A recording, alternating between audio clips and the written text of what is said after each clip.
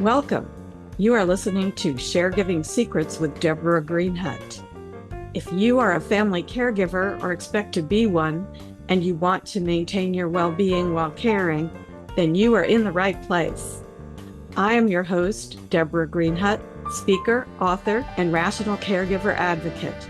I'm a family caregiving veteran, bringing you survival secrets and experiences from experts who share the goal of doing less by managing more. We need to invent and reinvent family care, and together we're going to do it. My big idea is rational caregiving, and my motto is, let your brain lead your heart. Please share yours in the comments. Sharegiving Secrets, because friends don't let friends be caregivers alone. Let's do this. All right, welcome everybody. It's great to be here with you. And I have a fascinating guest here with me today, Monique Brignoni, who is a pet doula. Now, I had not heard of this possibility before, and I started looking into it, and I'm really looking forward to this conversation today. So Monique, I'm going to give you a minute to say hello and introduce yourself, and tell us please a bit about just what is a pet doula? Oh, thank you so much, Deborah. I'm so happy to be here. Pet doula, who? Doula is basically somebody that takes care of somebody that's either coming into this world or going out of this world. So I'm a pet death doula, so I support pets that are at the end of life. And the way I do it is I bring in, the way it's done today, it's quite all medical. So basically the end of life is a medical event, has become a medical event, especially with pets. I'm also a human death doula, right? So I accompany humans as well, but I specialize in animals because I saw that there's a lot of need there as well. It's medicalized, and what I specialize is I bring back the sacred into the dying experience, because that's a part that is really missing. And when we address mental, emotional, and spiritual, then there's kind of like a completion that happens, and then grief doesn't have to be carried on for years and years and years. So it's really beautiful, actually. I love doing what I do. Yes. Yeah. So it's a kind of transitional care for the whole family, the pet parents and the pet and any associated friends who might be in that community, which is a lovely kind of experience. So I imagine many people are curious, how do you find out what the pet's end of life wishes are? If your dog Yeah. doesn't speak, how do you know? So, the thing is that we intuitively know when we're able to be calm and present, right? And so, even with people, they may not be able to speak too much at the end of life. So, even there, the important thing is actually to become very present. And this is the one thing that we don't do, because the moment that we have somebody that's dying, we start worrying. What can I do? How can I help? And so we go into this mode that is a doing mode, and in that doing mode, we let go of the most important thing, which is keeping the connection, the love connection that happens. In fact, that was one of my problems, because I started on this journey because my cat Rami, when he died, I was so connected, Deborah, so connected with him. I knew everything. Even, I just knew what he wanted to do at all times.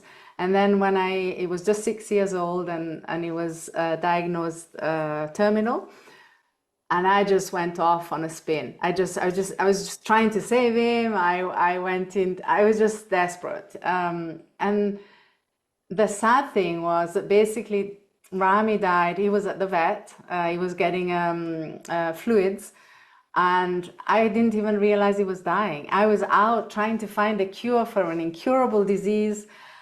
And I got a phone call from the vet whilst I was on another phone call with somebody else to try and heal him. And the vet said, come. and then I went back, and Rami had just died on a cold metal table whilst I was focused on trying to save him, right?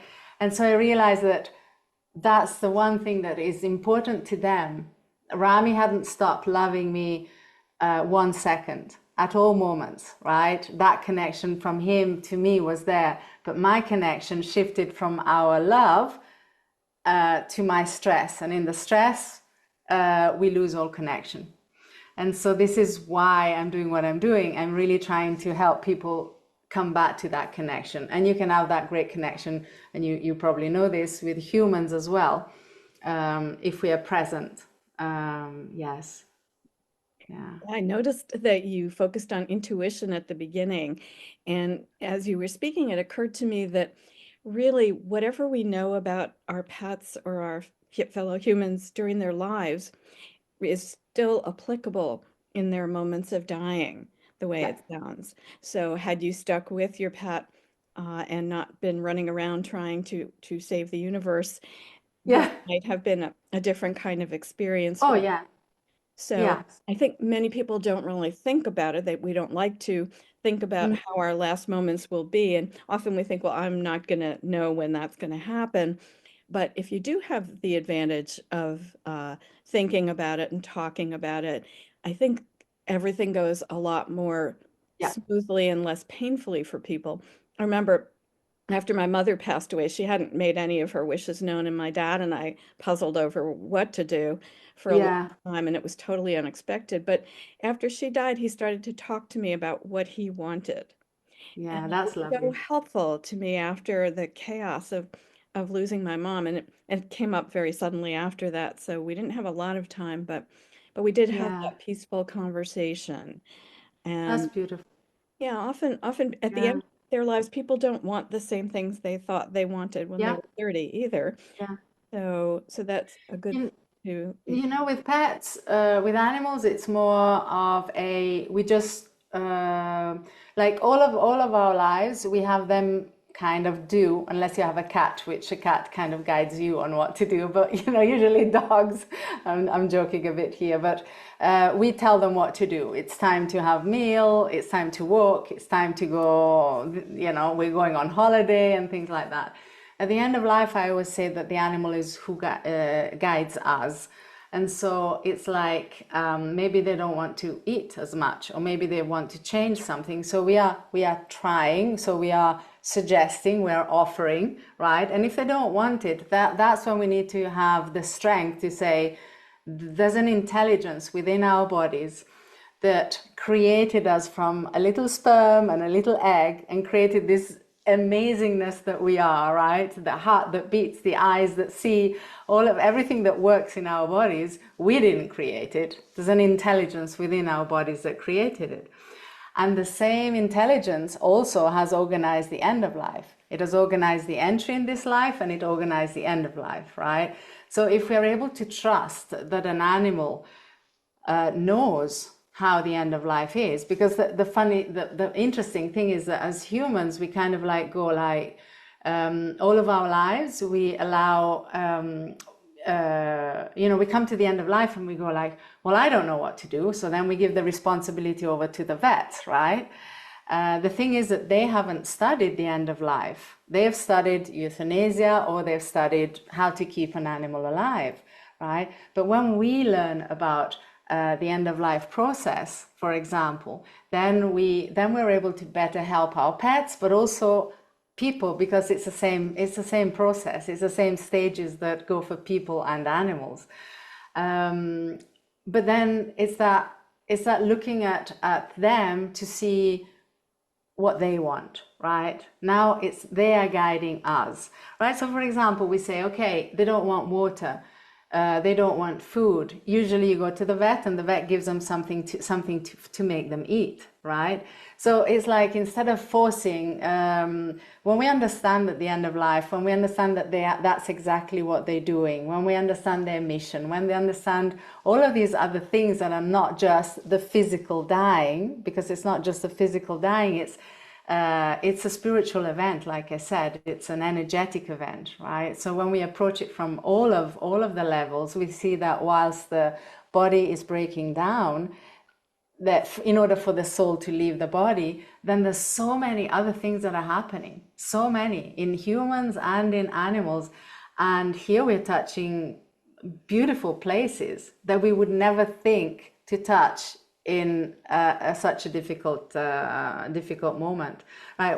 With my cat Rani, I was all in despair. I didn't touch any of that, right? But when we are able to be that calm presence, and also know how the end of life works, so that we know at all times what is happening, whether to run to the vet, whether not to run to the vet, how to better support them on all levels, mental, emotional, and spiritual, then that becomes such a precious journey, Deborah, really a precious journey, yeah.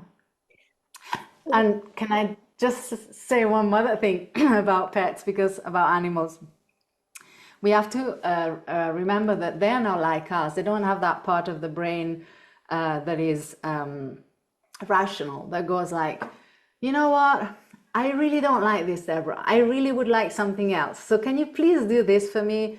Or like, you know, this is too painful. I'm just tired. I don't want to do this. I'd better be off. That doesn't happen in animals, right? We are the ones that feel that we have to take over in order to help them, right? Yeah. I want to ask you, what's the most unusual end of life request that you've ever handled?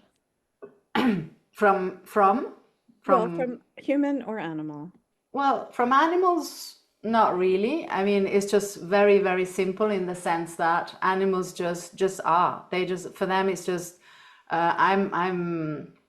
they feel when they're leaving, so they know that they're leaving, and they just don't need anything but our calmness, the opposite of what I was.